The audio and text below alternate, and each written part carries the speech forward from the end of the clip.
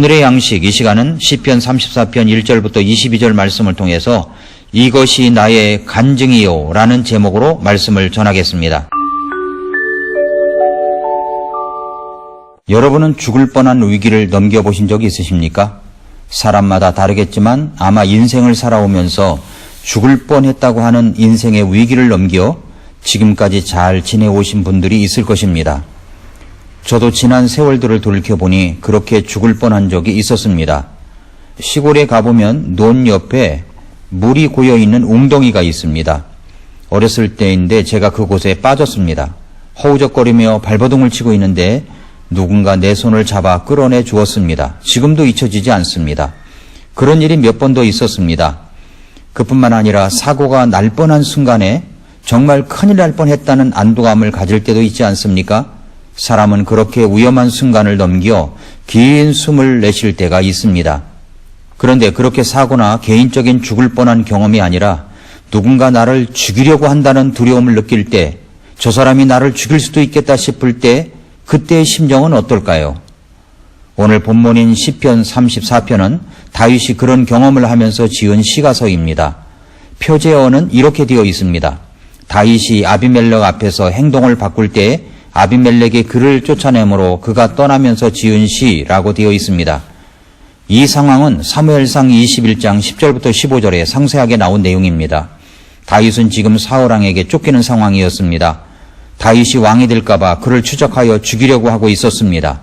다윗은 쫓기다 이제는 블레셋 땅까지 들어가게 되었습니다.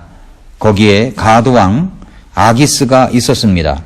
그런데 그만 이 다윗을 알아본 사람이 있었나 봅니다. 이 다윗이 바로 블레셋의 장수 골리앗을 죽인 자라고 하는 것이었습니다. 블레셋 아기스 왕의 신하들은 다윗을 이렇게 왕에게 고발합니다. 사무엘상 21장 10절부터 11절을 보면 그날에 다윗이 사울을 두려워하였으므로 일어나 도망하여 가드왕 아기스에게로 가니 아기스의 신하들이 그에게 이르되 이 사람은 그 땅의 왕 다윗이 아니니까. 그들이 춤추며 그에 관해 서로 노래하여 이르되 사울이 죽인 자는 수천이요 다윗은 수만이로다 하지 아니하였나이까 하므로 라고 했습니다. 이 다윗이 바로 골리앗을 죽이고 이스라엘의 영웅으로 떠오른 사람이라고 하는 것입니다. 그들은 다윗을 그 땅의 왕이라고 부르고 있었습니다. 다윗이 이 말을 들었을 때 이제는 죽는구나 생각이 들었습니다. 이때 그가 어떻게 그 위기를 빠져나왔는가 하는 내용이 사무엘상 말씀에는 자세하게 나와 있지 않지만 시편 34편은 그때의 심정을 자세하게 기록하고 있습니다. 다만 사무엘상 말씀에서는 다윗이 미친 짓을 하면서까지 그 위기를 빠져나왔다고만 알 수가 있습니다.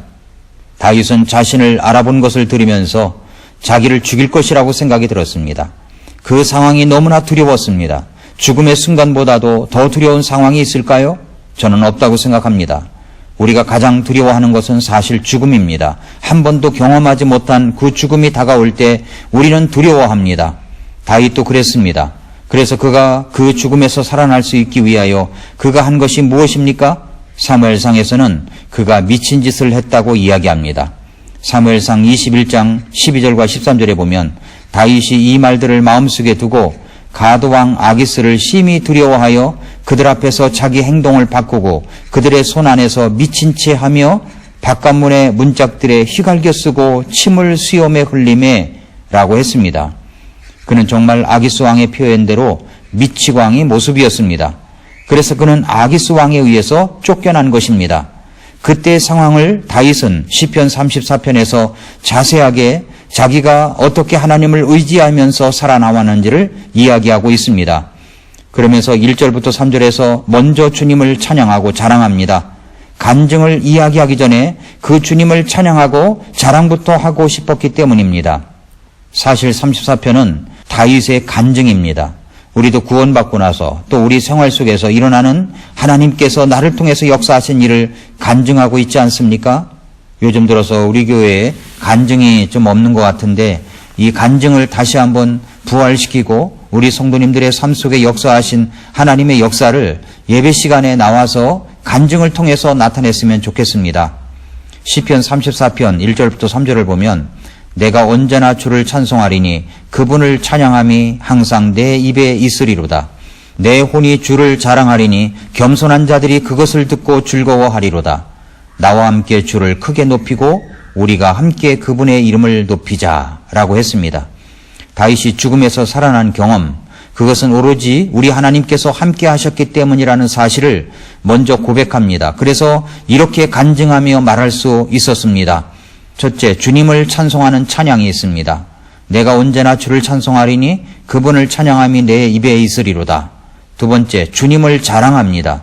내 혼이 주를 자랑하리니 겸손한 자들이 그것을 듣고 즐거워하리로다. 세 번째, 여러분도 경험해보라고 권유합니다. 오, 나와 함께 주를 크게 높이고 우리가 함께 그분의 이름을 높이자라고 했습니다. 그가 죽을 뻔한 위기에서 살아난 것은 다윗이 침을 수염까지 흘리면서 미친 짓을 해서 살아났다고만 보는 것은 일반적인 관찰입니다. 그 이면에 하나님의 역사가 있었습니다. 그 하나님의 역사를 드러내는 것이 바로 간증입니다. 간증이란 내게 일어난 주님의 역사를 찬송하고 자랑하는 것을 말합니다. 그래서 다윗은 4절에서 이렇게 말합니다. 내가 주를 찾음에 그분께서 내 말을 들으시고 내 모든 두려움에서 나를 건지셨도다. 그가 블레셋 땅에 들어갔다가 죽음의 위기에서 살아난 것을 한 줄로 말하라면 바로 4절 말씀입니다. 그 죽음의 위기에서 그는 주님을 찾았습니다. 주님께서 그의 말을 들으셨습니다. 그리고 그의 모든 두려움에서 건져주셨습니다. 우리가 이렇게 4절의 말씀처럼 이런 간증이 있으려면 어떻게 해야 할까요? 첫째로 자신의 처지를 알아야 합니다. 다윗은 자신을 죽이려고 추적하는 사울을 피하기 위해서 블레셋 땅 아기스 왕에게로 갔었습니다. 그러나 그는 거기에서 또 한 번의 죽음을 코앞에 맞이합니다. 그래서 그는 어떻게 합니까? 그는 미친 짓을 합니다. 수염까지 침을 흘려가면서 말입니다. 자신의 상황이 어떻다고 말합니까? 34편 6절에서 이 가엾은 자가 부르짖음에 주께서 그의 말을 들으시고 그의 모든 고난에서 그를 구원하셨도다 라고 했습니다. 자신을 가엾은 자라고 부릅니다. 히브리어로 아니라고 하는데 이 말은 영어 성경엔 푸어맨이라고 되어 있습니다. 자신이 정말 불쌍한 사람이라는 말입니다. 가엾은 사람이라는 말입니다. 내가 하나님께 도움을 요청하여 위기의 구덩이에서 건짐을 받으려면 먼저 자신의 처지를 분명히 알아야 합니다. 내가 정말 불쌍한 자라는 것, 누군가 나를 건져주지 않으면 나는 이 구덩이에서 꺼낼 수 없다는 사실을 알아야 합니다. 사랑하는 성도 여러분, 여러분의 지금의 상황은 어떻습니까? 하나님께서 나를 건져주셔야 한다는 생각을 갖고 계십니까? 자신이 정말 하나님의 도움이 없으면 이 구덩이에서 꺼내질 수 없다는 절박한 심정을 갖고 있습니까? 그게 없이는 도움을 받을 수 없습니다. 자신이 철저한 죄인이라고 인식해야만 구원을 받을 수 있는 것처럼 말입니다. 내 처지를 알아야 됩니다. 둘째로 나에게 다가온 두려움보다 더 큰 두려움분이 있다는 것을 알아야 합니다. 시편 34편에서 다윗은 두려움이라는 단어를 자주 씁니다. 그는 큰 두려움에 처해 봤기 때문일 것입니다. 그러면서 그 두려움은 더 큰 두려움이 있을 때 물리칠 수 있다는 것을 깨닫게 합니다. 더 큰 두려움이 무엇입니까? 우리 하나님을 두려워하는 것입니다. 7절에서 주의 천사가 그분을 두려워하는 자들을 둘러 진을 치고 그들을 건지는도다 라고 했고 9절에서 오 주의 성도들아 너희는 그분을 두려워하라. 그분을 두려워하는 자들에게는 부족함이 없도다 라고 했으며 11절에서 자녀들아 너희는 와서 내 말에 귀를 기울이라. 내가 주의 두려움을 너희에게 가르치리로다 라고 했습니다. 주님을 두려워할 줄 아는 간절한 마음이 있을 때 어떤 두려움도 물리칠 수가 있습니다. 잠언 1장 7절에서 주를 두려워하는 것이 지식의 시작이거늘 어리석은 자들은 지혜와 훈계를 멸시하느니라 라고 했습니다. 그렇습니다. 주님을 두려워하는 것이 모든 지식의 시작입니다. 그런데 사람들은 주님을 두려워하지 않습니다. 무시합니다. 멸시합니다. 하나님은 우리가 주님을 두려워하는 법을 알고 믿음 가운데 살아가기를 원하십니다. 그런데 사람들은 하나님을 두려워할 줄도 모르고 또 돌이키지도 않습니다. 그래서 잠언 1장 24절 이하를 보면 그들에게 재난이 오고 두려움이 올 때 주님도 그들을 거절한다고 하셨습니다. 왜냐하면 그들이 주님 두려워하기를 택하지 않았기 때문이라고 말씀합니다. 잠언 1장 24절부터 30절에 보면 내가 불렀으나 너희가 거절하였도다. 내가 내 손을 내밀었으나 아무도 중시하지 아니하였으며 도리어 너희가 내 모든 권고를 무시하고 내 책망을 전혀 원치 아니하였은즉 나도 네 재난을 보고 웃으며 네 두려움이 이를 때 조롱하리니 그때 네 두려움이 황폐함같이 이르고 네 멸망이 희오리 바람같이 이르며 네게 고난과 번민이 이르리라. 그때 그들이 나를 부를 터이나 내가 대답하지 아니하겠고 그들이 일찍 나를 찾아도 나를 발견하지 못하리니 이는 그들이 지식을 미워하고 주 두려워하기를 택하지 아니하며 내 권고를 전혀 원치 아니하고 내 모든 책망을 멸시하였기 때문이니라 라고 했습니다. 그래서 예수님께서도 마태복음 10장 28절에서 몸은 죽여도 혼은 능히 죽이지 못하는 자들을 두려워하지 말고 오직 혼과 몸을 다 능히 지옥에서 멸하시는 분을 두려워하라고 했습니다. 다윗은 그렇기 때문에 자신이 주님의 두려움을 알았기 때문에 주님을 두려워하는 법을 가르쳐 주겠다고 한 것입니다. 세 번째로, 이제 자신의 처지도 알고 주님을 두려워하는 마음이 생겼다면 이제 주님께 부르짖어야 합니다. 다윗은 그 순간에 처절하게 부르짖었습니다. 그래서 6절에 이 가엾은 자가 부르짖음에 주님께서 그의 말을 들으시고 그의 모든 고난에서 그를 구원하셨도다 라고 했습니다.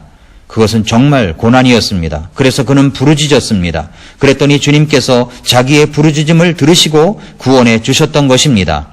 15절에서도 주의 눈은 의로운 자들 위에 머무르며 그분의 귀는 그들의 부르짖음에 열려 있도다 라고 했습니다. 주님의 귀는 우리들의 부르짖는 소리에 열려 있으신 분이십니다. 17절에서도 의로운 자들이 부르짖음에 주께서 들으시고 그들의 모든 고난에서 그들을 건지시는도다 라고 했습니다. 사랑하는 성도 여러분, 죽음의 위기에 몰려 있으십니까? 환난과 고통의 구덩이에서 몸부림치고 있습니까?